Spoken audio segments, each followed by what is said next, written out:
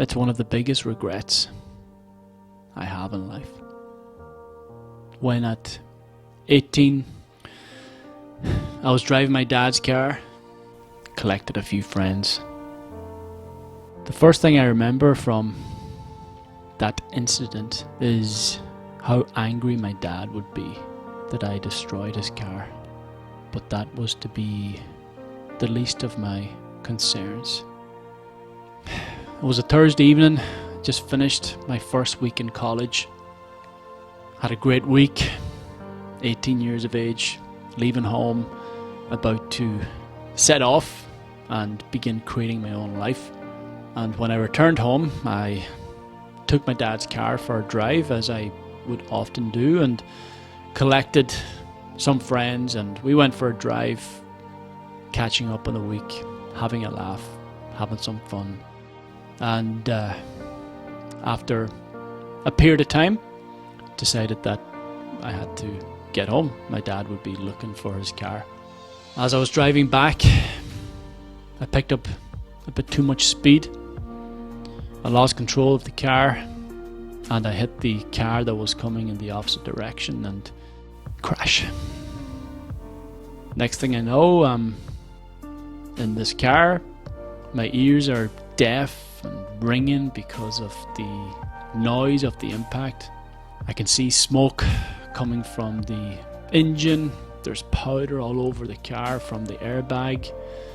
Then I glanced to my left, my friend's getting out of his car. I tried to open my door, couldn't open it because it was jammed up against some trees. Seen my friends were getting out the back seat, so I decided to join them and looked at the car, completely destroyed.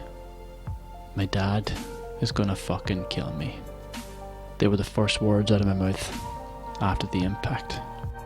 Then I realised that the car I hit was on the same side of the road, badly damaged. I ran down without any hesitation. And what I seen next changed my life forever. Where the lady who was driving the car had died on the scene. That's nearly 20 years ago. 20 years ago. And still with me today.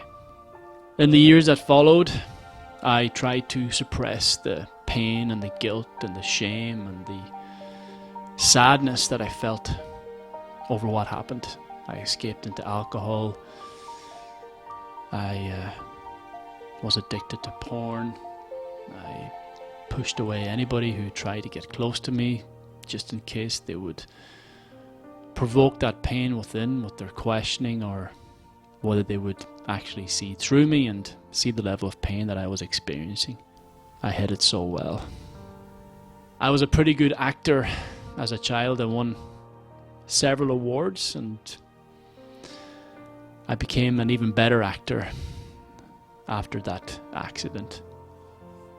But this act had to end at some point. As much as any act that you're holding up, the cracks will appear eventually. It was over a decade later before I began to speak to someone about this, a therapist. And that began the healing process. 10 years on from that, the process still continues. I still hold a lot of regret over what happened that day. However, I also choose to hold on to that regret, because holding on to it enables me to become a better man.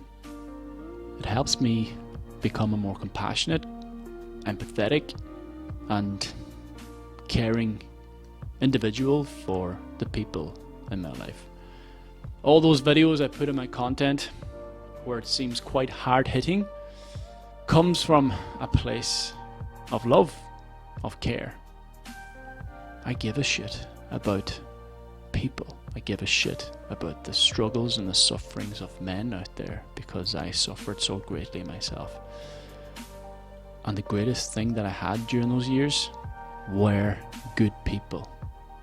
Great people who helped me through some of the most difficult moments of my life. People who I've never actually had the opportunity to thank. So I take that on board. I take their power, I take their love on board, and I take that regret on board to help you men of today avoid similar regrets and pain in your life. Or at least I can help you through that pain.